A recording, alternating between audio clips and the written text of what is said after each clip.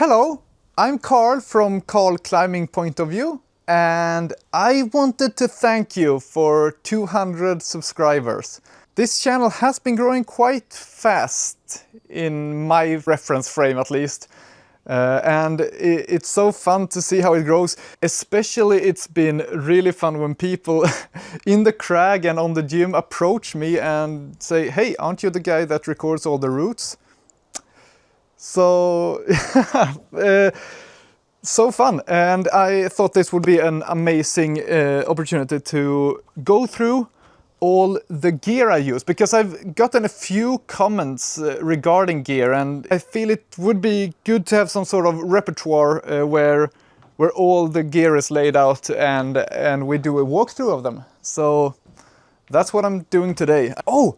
One thing I forgot to mention when doing the main part of the video was I'm no climbing expert. I started trad climbing only 3 years ago, and I'm talking about my own experience about this gear, and I try to exclude any pieces of advice on how to use the gear, but in case you get some information on how to use the gear from me, just be aware that it's probably the wrong information. Check with a more experienced climber or instructor. Should be obvious, but it's good to have a disclaimer, isn't it? I've tried to arrange the gear in decreasing grade of interest. So we begin with the really interesting stuff and then continue with the less interesting stuff, basically. So the first thing I put up here are, of course, the cams. Okay, so I guess we start with the big ones. The biggest cam I own is this green one from DMM, the Dragon. Yeah, it's big. The reason I bought it was basically because I'm interested in getting into off-widths, and then you kind of need them. So I actually don't really like the way this feels in the rock. It feels a bit flimsy because the springs are quite soft. So it doesn't really feel like it sits very well on the rock. And also, it's gigantic. Like, if you rack this on one gear loop, you basically occupy that entire side of the harness. Which brings me to my two other big cams, which are Black Diamond. These are a lot more nice, actually, because they have stiffer triggers, or springs, I guess. So it feels like they sit more firmly against the rock. I don't think that actually matters, but it feels like it's also easier to get them in the right range, basically. Also, they have trigger guards or trigger holders, so they rack really nice on the harness. So I have two of them, one number 5 and one number 4. What they don't have are extendable slings, which this one has, and that can be a nice feature. It sure is on the smaller dragons. Okay, I did a little loop there. But anyways, what I feel with the big ones is, like, either I want a long extension like a Alpine Quickdraw one, or nothing at all. Depends on the shape of the crack. But I don't usually extend this one because like that extra range you get is not really optimal, I think. However, if we go to these, I have a full set from number 3 to number 0.3, I think this one is called, of DMM Dragon cams. And these I really like, because for these smaller cams, the springs just feel perfect. And also the extendable slings, I use them a lot more on this one, because I just find that whenever I'm climbing with these, they sit much more in places where I would need about that length. Also, as you can tell, I have 3 duplicates for the number 3, 2 and 1, which are Wild Country Friends, which feels kind of the same.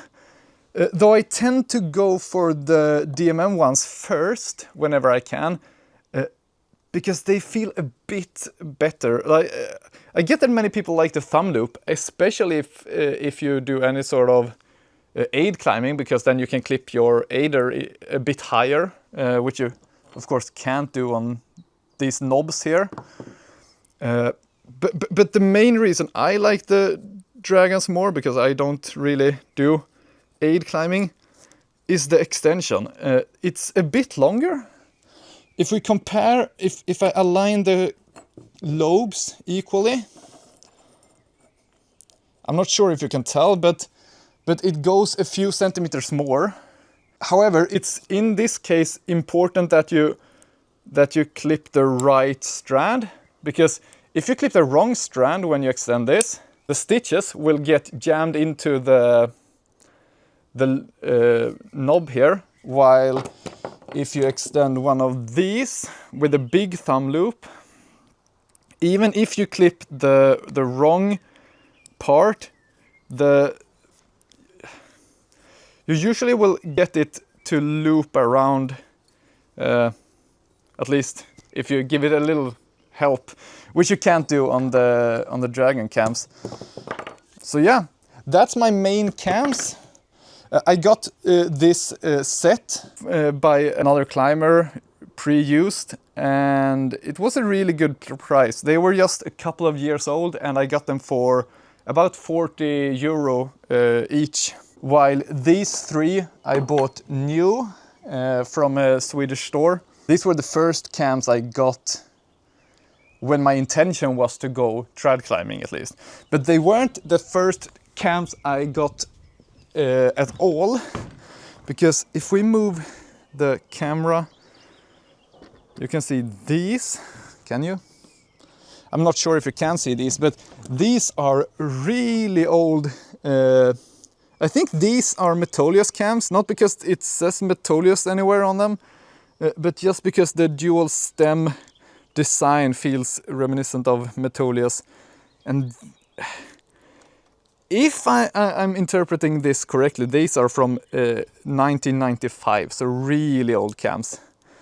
These were the first ones I got, and my intention was basically to use them to build top rope anchors. This was before I was a lead climber, and I'm not sure how old they are, but the number here says 9502, so I guess that means they are from the 90s.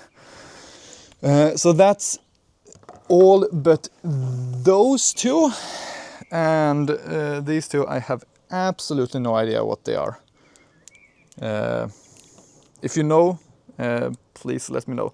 Also, I tend to never use these unless I really need them, because nowadays I of course have the more modern ones.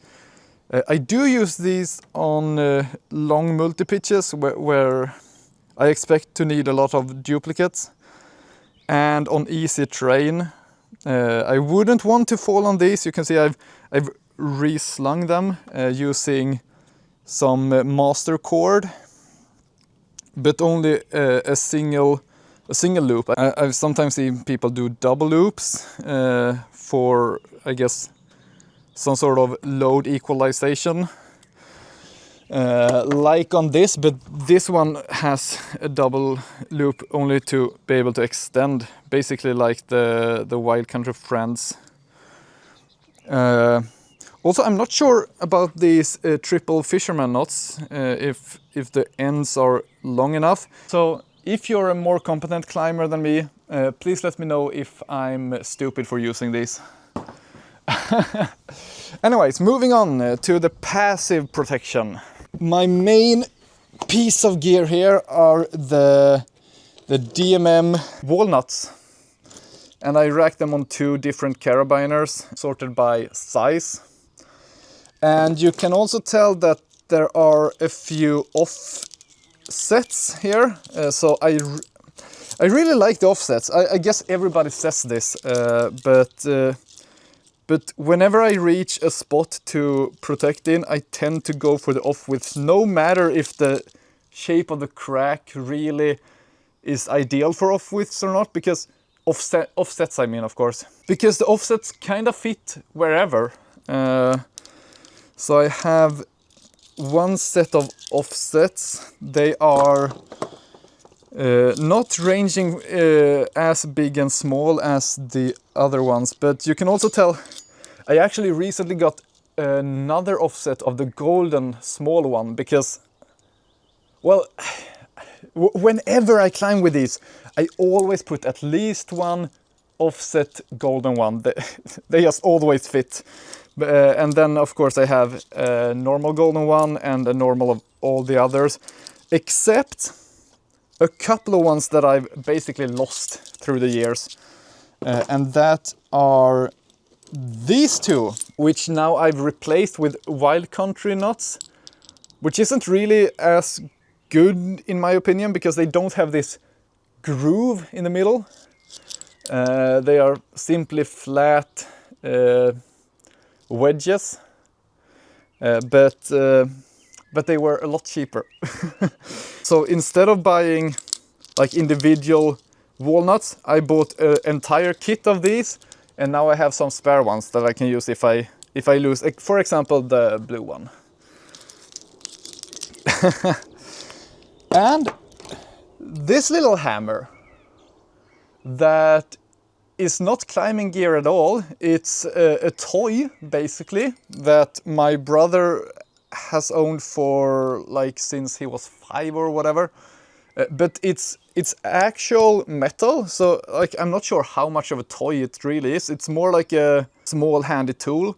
And I of course use this in combination with my Metolius knot tool to get really stuck knots in or out. I mean, speaking of this one, can you see that it has like holes here that are like jagged? It's used for tightening bolts. So I bought this to be like a multi-tool. I can both use it on sport climbing routes where the hangers are a bit loose to secure them, and to clean nuts basically. And also it has a built-in carabiner, which is nice. I don't have to use a separate carabiner to rack it on my harness. However, of course, I never bring it on sport routes because I don't think about it. I'm just assuming that a sport route will be well prepared when I get up there. So whenever I find a hanger that would need some tightening, I usually don't have this with me. So it's not as useful as I thought it would be.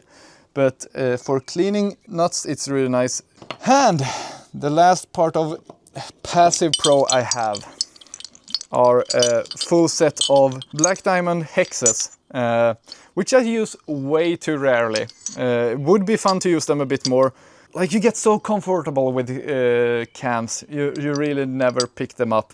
Also, they make, of course, the iconic sound, which can be disturbing to non-climbers. A lot of the crags here in the Gothenburg area are really close to the general population and like buildings.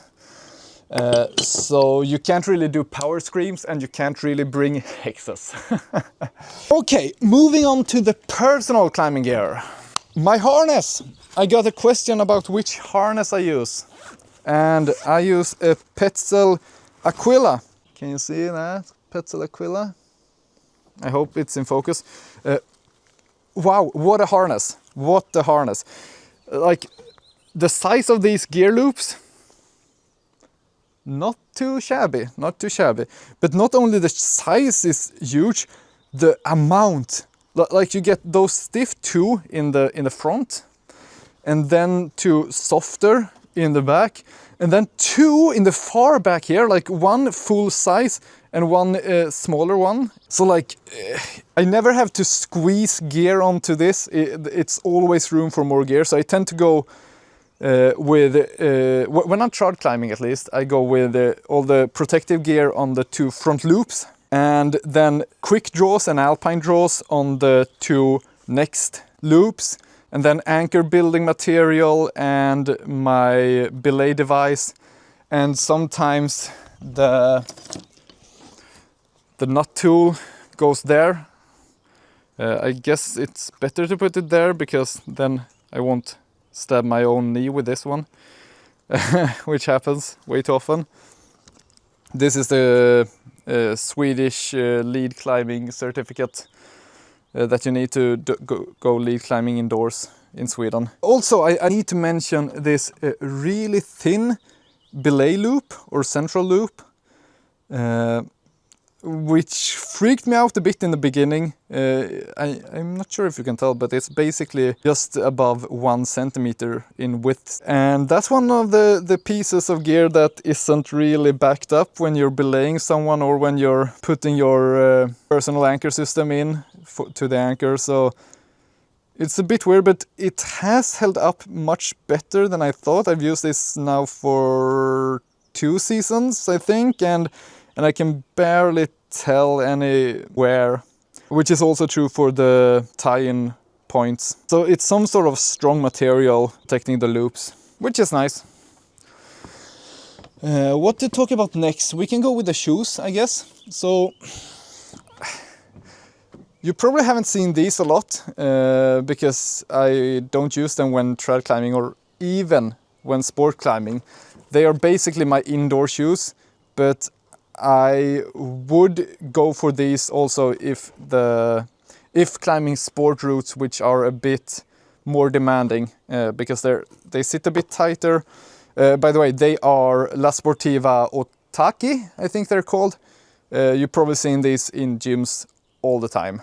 But the real stars of the show are of course the TC Pros, also La Sportiva, which I use basically all the time when going outdoors. I bought these last year before going to Hägerfjäll, the big wall we climbed last year. They have a lot of rubber up on the toes here to protect when jamming, and also they have like really tall ankle protectors, also good for crack climbing.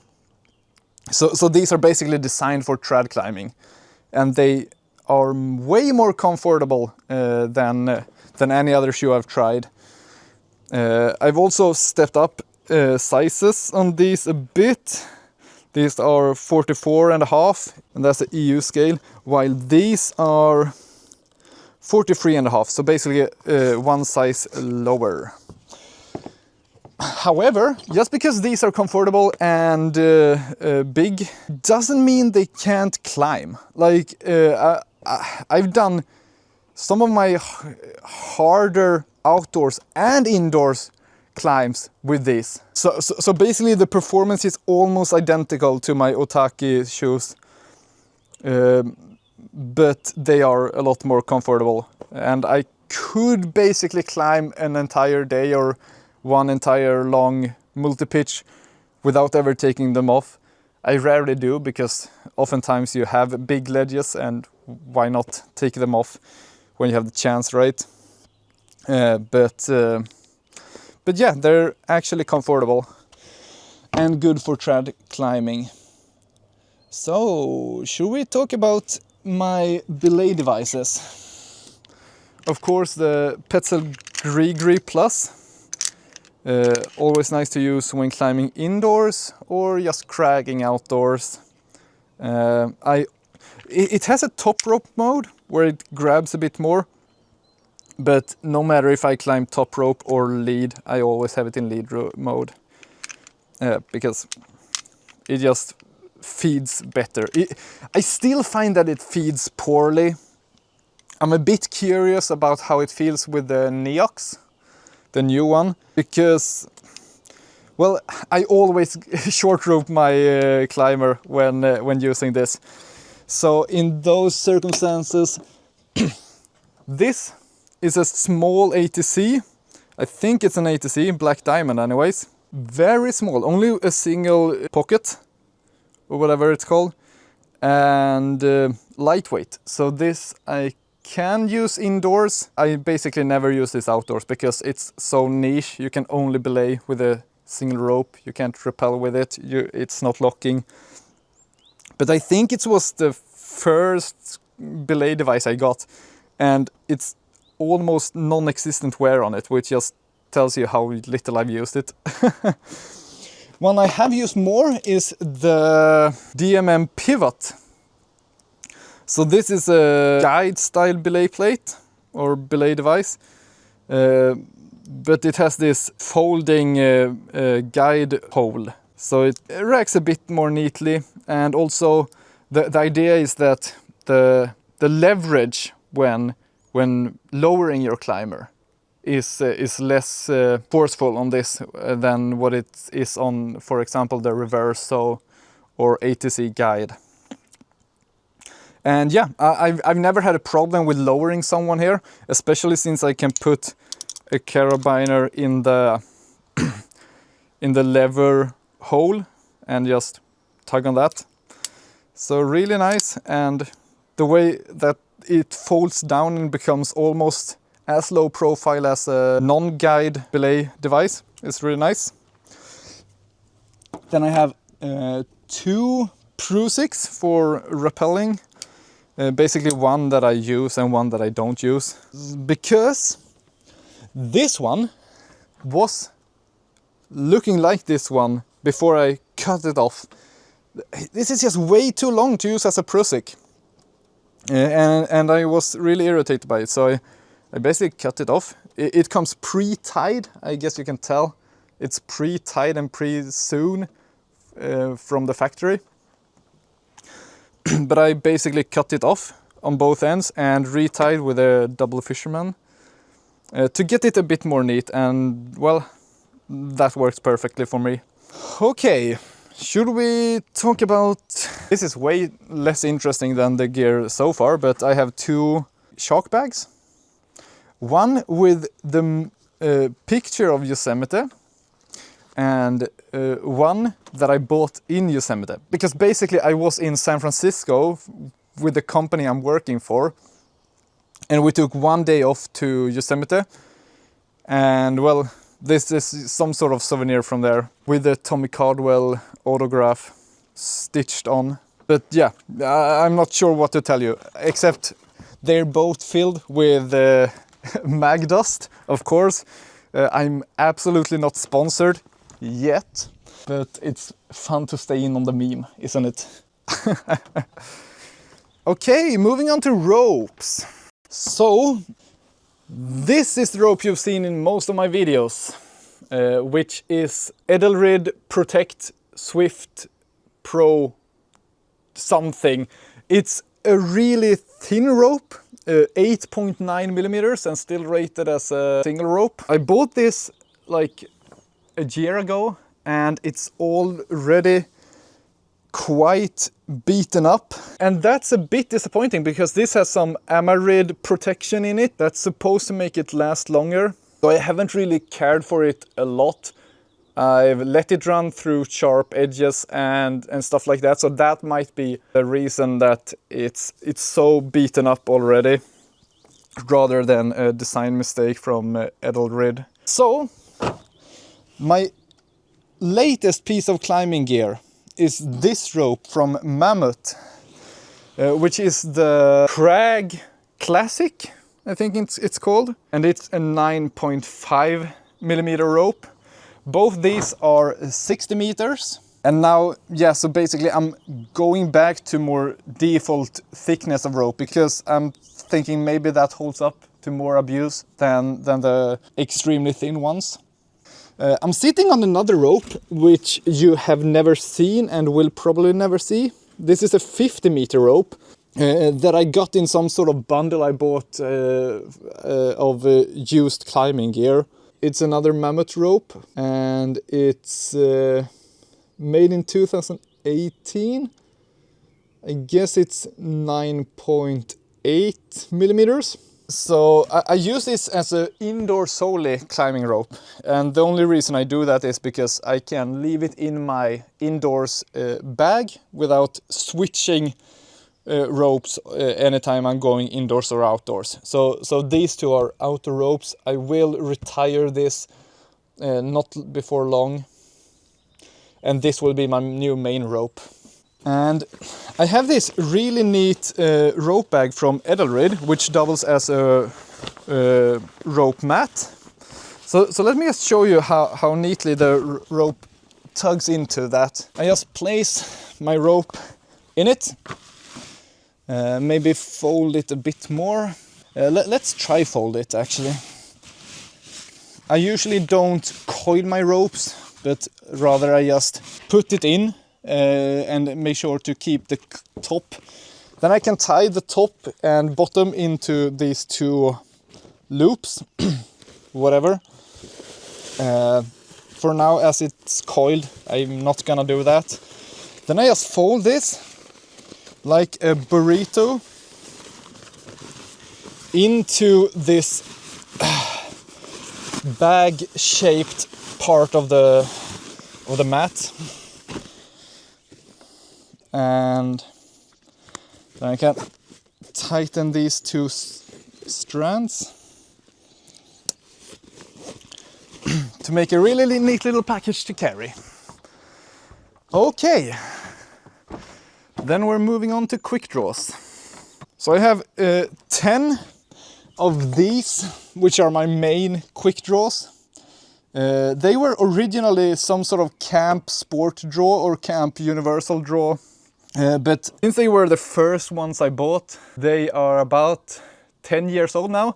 So last year I bought some dog bones from Singing Rock and reslung them basically. And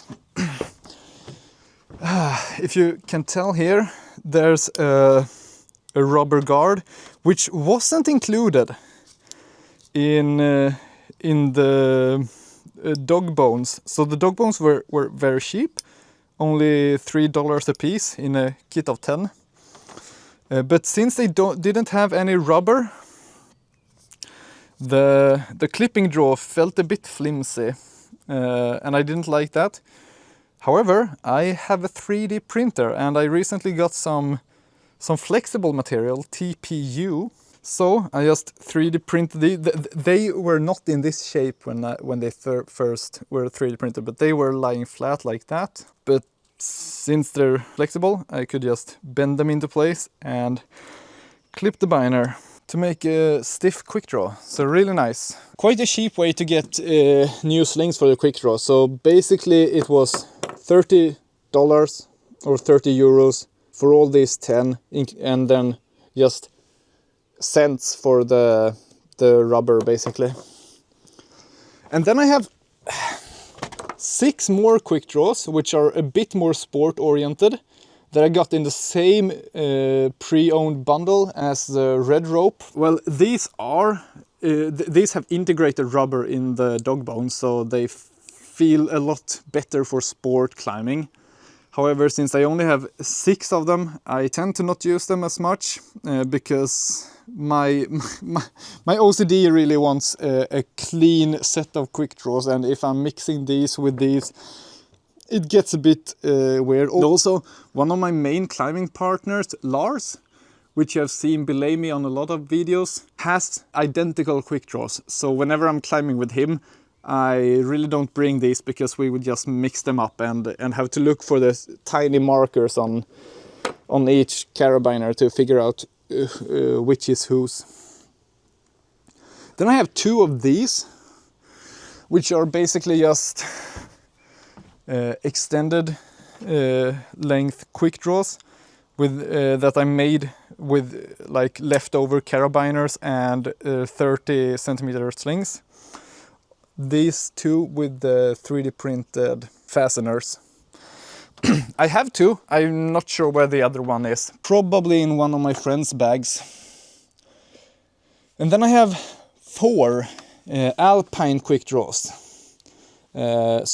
These 2 are from camp, and I think they're called something Express, Alpine Express or something.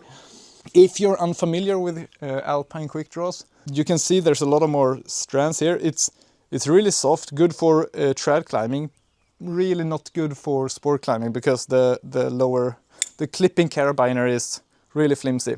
However, the neat trick with these is that you can detach one of the carabiners and clip it in any of these 3 strands, and you get a full length 60 centimeter sling basically. So using these on trad climbs is really good because maybe you have a crack off to the side and you really want to protect in it, but like pulling the rope through one of the short quick draws would just make a lot of rope drag. That's when you would use these. And like, since they still can be used in this configuration, you don't really tie yourself to using long quick draws. If you're all out of short quick draws, you can still use these as short quick draws, though without the rubber. So speaking of slings, we should of course talk about my slings.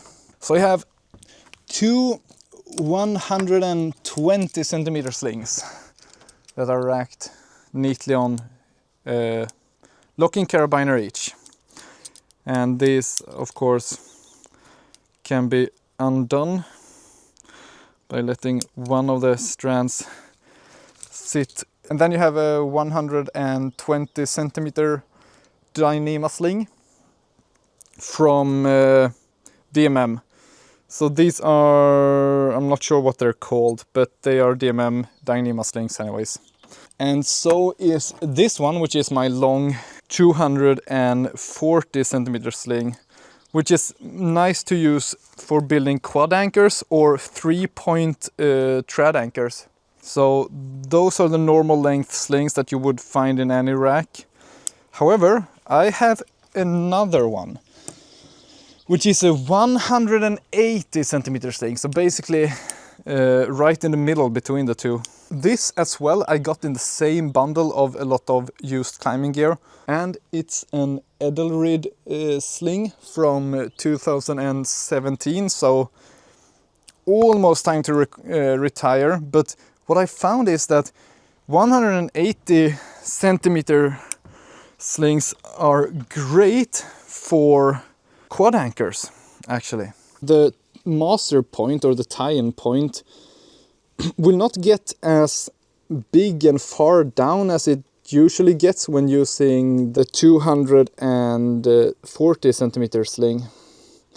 So basically you would do that when doing a quad anchor, and you can tell if you're putting these in 2 bolts, you have a really nice self-equalizing master point here, very neatly and close to the bolts. If you've ever been on a bolted belay station on a ledge and belayed in guide mode, sometimes the master point is so far down that you have to like pull the rope down and crouch and stuff like that, and it's just a mess. That's when this comes in really neat. Then I have a personal anchor system, which is a Petzl Adjust Connect Dual Connect actually. But the Dual Connect has 2 ends. Where's the other end? Well, I'll tell you. It was here, but I've cut it off because after using it for a while I realized it's just in the way. It gets twice as bulky, and it's already quite bulky. So cutting this off is not something I regret doing. And had I known how little I would have used that other extension when I bought it, I would just have gone for a Petzl Connect Adjust non-dual from the beginning, of course. Moving on to locking carabiners. I have a lot of those DMM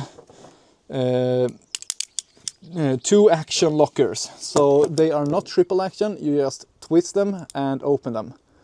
Which is a bit scary, because if this is lying hard against a rock and pulled, it opens. So I tend to not use these when they're in a single point of failure situation. So for belaying or whatever, but wherever I want to have lockers but they are redundant, these are great. However, they are heavy. Also bought used, and I don't think these are climbing quick draws or climbing carabiners rather, but working carabiners. So for roof access or arborists or whatever. I don't think they are steel. It feels like aluminium. However, they're not weight optimized. Like this climbing optimized carabiner, it has like a groove here to reduce weight, while this one, it's just solid aluminum in a without any care for weight, basically. But they are at least rated. So these are rated for 28 kilonewtons in the optimal loading direction, and 7 for an open gate, and 10 in cross loading. So they feel secure, and I got them way more cheaply than I would have gotten if I bought climbing carabiners. And a really big HMS carabiner. This was one of the first things I got. Jumbo HMS from Simond Chamonix. Never heard of them actually. I've never even realized it's not from one of the famous gear manufacturers. Well, I've put my YY vertical glasses here, so I guess we'll cover them as well. A bit weird to cover them in this segment.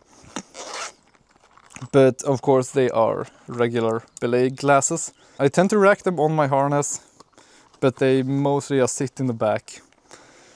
Indoors, however, they are really nice, because that's where you always have vertical or overhanging climbs.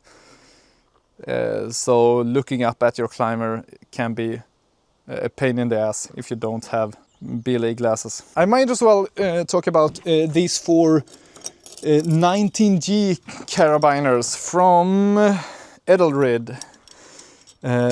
They are fucking tiny, and they are rated for 20 kilonewtons. They are 19 grams.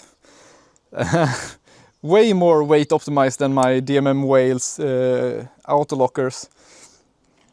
And I usually don't clip them into anything, but when doing like long multi-pitches, it can be nice to shave off some weight.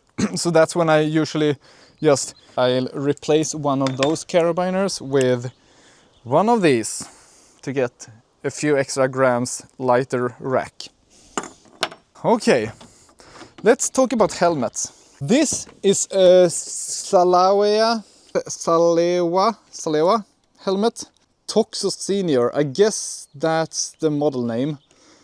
And that was the first helmet I bought. When I wanted a more lightweight and more breathable helmet, I got this Edelrid Salafi helmet, which sits a bit weird on top of my head.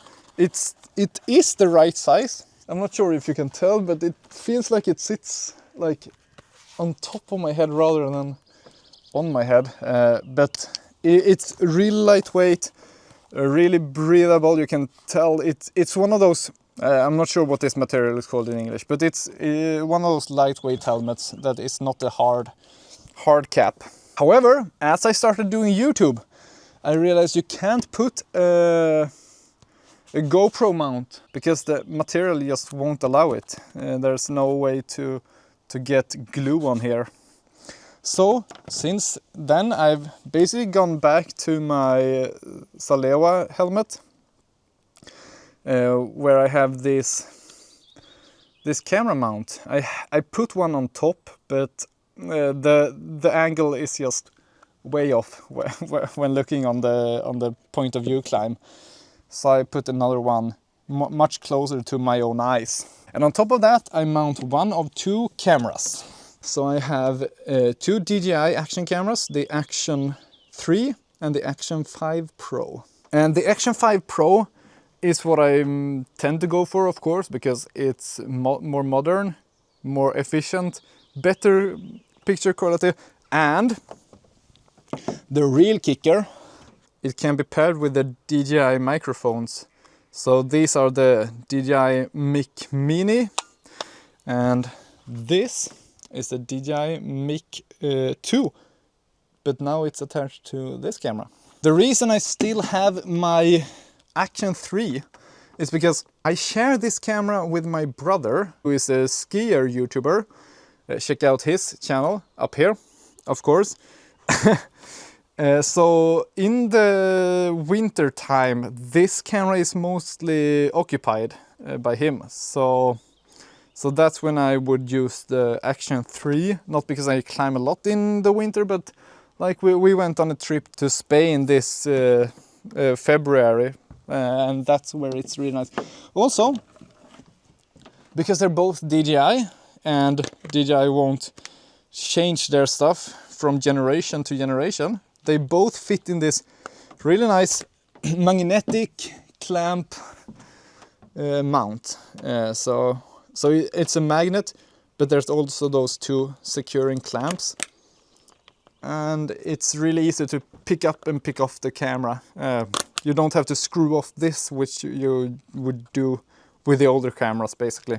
Okay, so let's talk a bit about my crack climbing gloves, because as you probably can tell if you've watched anything on this channel, is that I really often use the climbing gloves. Even though the route doesn't really require it, I really like I like jamming. That's the thing, right? Whenever it's possible to jam, even if it's a jug next to it, I will use the jam. So these are the Black Diamond climbing gloves, which I really like them because they are thin while looking like a real classic tape glove. The white color, the thin textile material, it looks like I'm climbing in the 90s, basically, with a classic glove made of tape. However, if you're thinking about buying these, just be sure that you are aware that they are not as durable as other alternatives.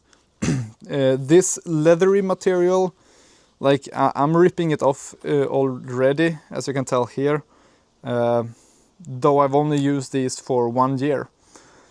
So I'm not sure how long they will hold, and they are a bit more expensive than some of the other, like Okun climbing gloves are way less expensive. I'm not sure about the wide boys.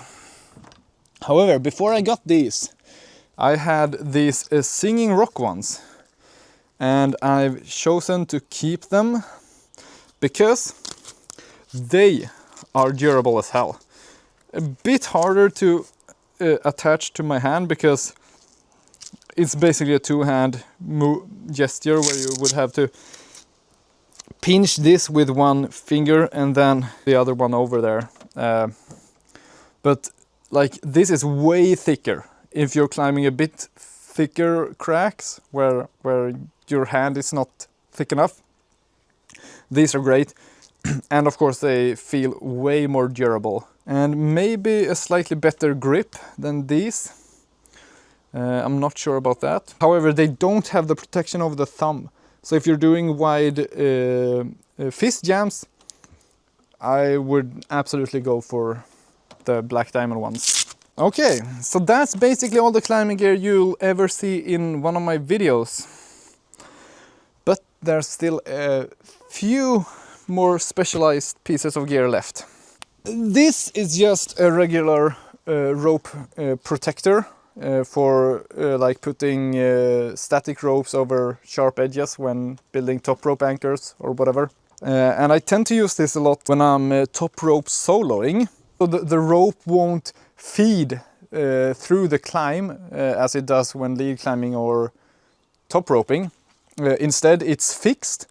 So the same part of the rope would rub over the same edge, if there is any edge. So that's where that comes in really handy. And speaking of top rope soloing, I use these two, so the Petzl Ascension and the Camp Solo 2. I bought this because it said Solo 2, but appears like it's not really intended mostly for solo climbing, but rather it's a chest ascender basically. Both are ascenders, one hand ascender and one chest ascender. I'm thinking of buying a micro traction or an Edelrid Spock to get something more lightweight and streamlined, but this works perfectly fine for my my use case basically. It's also very rare that I top rope solo these days because I have so many friends to go out with.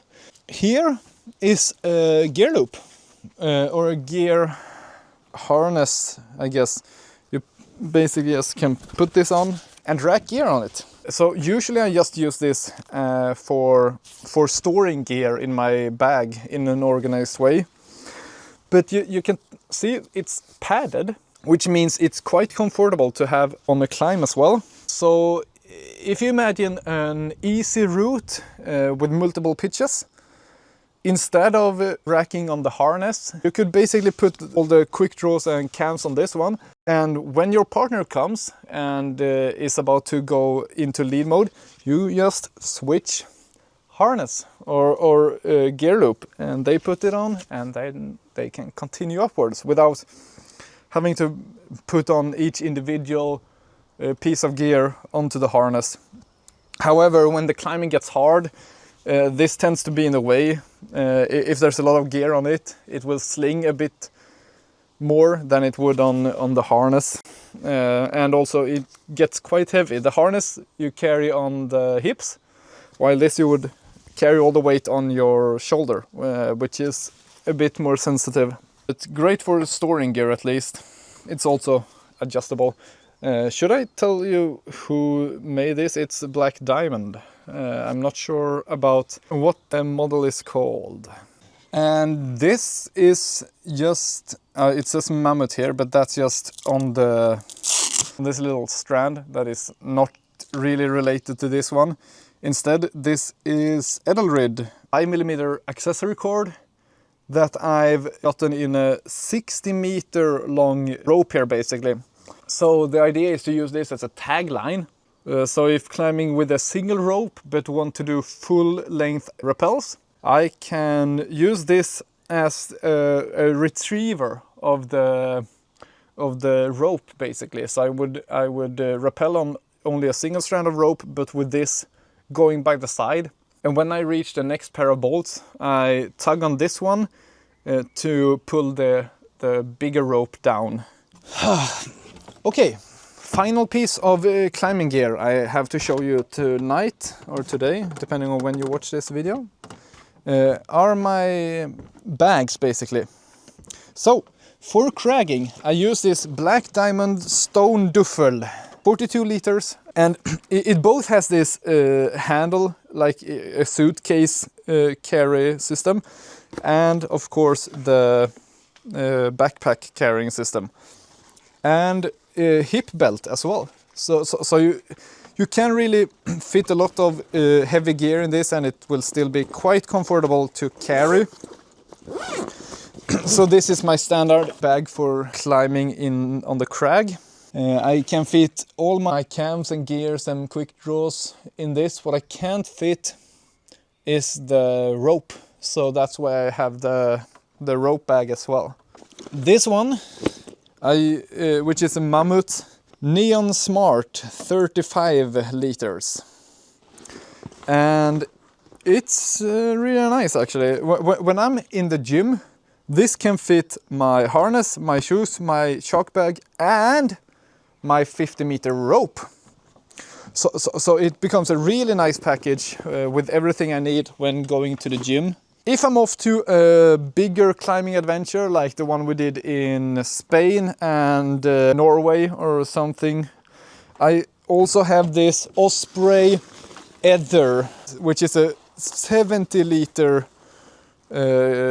hiking backpack really, but it works fine as a climbing backpack as well, right? With Osprey's famous anti-gravity carrying system. And I'm to tell you, like, anti-gravity, it sounds so cliche, but this is actually surprisingly good on the back. I can pack basically 20 kilos in this.